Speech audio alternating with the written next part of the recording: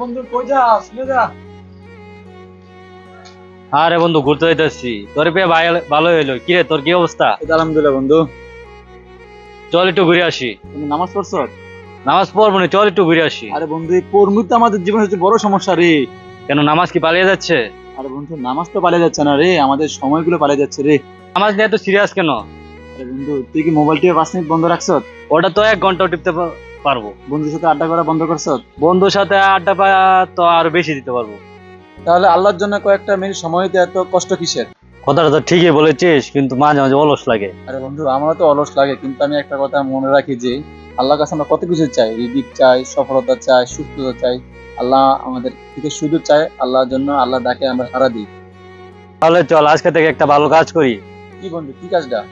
আমরা দুজনকে নামাজের সময় মনে করে দিব। আরে বন্ধু, আমরা দুজন দুজনের মনে করে দিলাম, কিন্তু সারা দুনিয়ার মানুষ যারা বন্ধু বন্ধুত্ব আছে সবাই সবাইকে যদি নামাজের কথা দাওয়াত দেয়, ইনশাআল্লাহ সবাই ভালো হয়ে যাবে। কারণ সত্যকারের বন্ধু সে, যে শুধু আড্ডায় ডাকে না, নামাজও ডাকে। তুমি ঠিক বলেছ, বন্ধু তো সেই যে জান্নাতের, এই দুনিয়া থেকে পরকালে একসাথে দুইজনে থাকতে চায় জান্নাতের দিকে।